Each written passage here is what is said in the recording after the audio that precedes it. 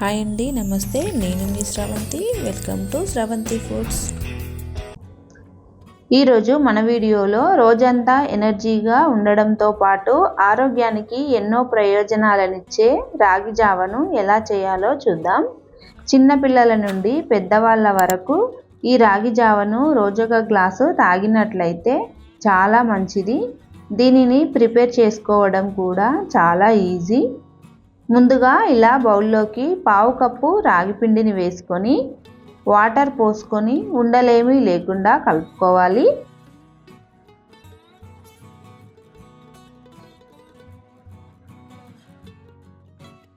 ఈ రాగి జావను ఉదయాన్నే చేసుకోవాలనుకుంటే నైటే ఇలా పిండి కలిపి పెట్టుకోండి.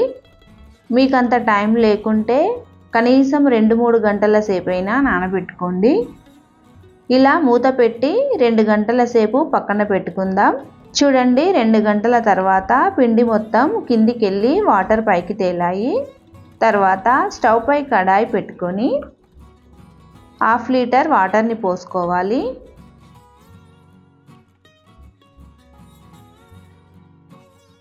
ఇందులోకి 1 స్పూన్ సాల్ట్ వేసుకొని ఈ వాటర్ని బాగా మరిగించుకోవాలి. ఇలా వాటర్ మరుగుతున్నప్పుడు ముందుగా నానబెట్టుకున్న రాగి పిండిని మళ్ళీ ఓసారి బాగా కలుపుకొని ఇందులోకి వేసుకోవాలి. ఇప్పుడు ఈ పిండిని ఇలా ఉండలేమీ లేకుండా కలుపుతూ ఇదంతా చిక్కబడే వరకు బాగా ఉడికించుకోవాలి. చూడండి, ఈ విధంగా చిక్కబడిన తర్వాత స్టవ్ ఆఫ్ చేసుకోవాలి. ఇది చల్లారితే మరి కాస్త చిక్కబడుతుంది కాబట్టి ఈ టైంలోనే స్టవ్ ఆఫ్ చేసుకోవాలి. ఇది చల్లారేలోపు వేరొక బౌల్లోకి పావు కప్పు పెరుగును వేసుకొని కొద్దిగా సాల్ట్ వేసుకొని కొన్ని వాటర్ పోసి ఉండలేమీ లేకుండా కలుపుకోవాలి. తర్వాత మీకు కావలసిన చిక్కదనాన్ని బట్టి మరికొన్ని వాటర్ని పోసుకోండి.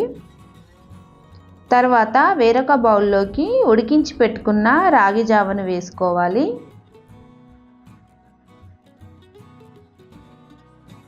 మీరు తినే చిక్కదనాన్ని బట్టి మజ్జిగను వేసుకొని బాగా కలుపుకోవాలి. మీరు మరి కాస్త పల్చగా కావాలనుకుంటే ఇంకొంచెం మజ్జిగని వేసుకొని కలుపుకోండి. మరి కాస్త పల్చగా కావాలనుకుంటే మరికొద్దిగా మజ్జిగను వేసి కలుపుకోండి. ఇలా కలుపుకున్న తర్వాత వేరొక గ్లాస్లోకి పోసుకోవాలి.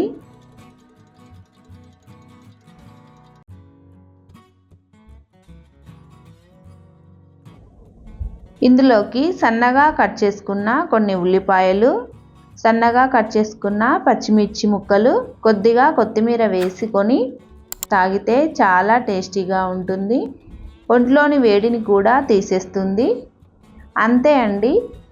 ఆరోగ్యానికి ఎన్నో ప్రయోజనాలనిచ్చే ఈ రాగి జావా రెసిపీ మీకు నచ్చినట్లయితే మీ ఫ్యామిలీ అండ్ ఫ్రెండ్స్కి షేర్ చేయండి. మన ఛానల్ని సబ్స్క్రైబ్ చేసుకోండి.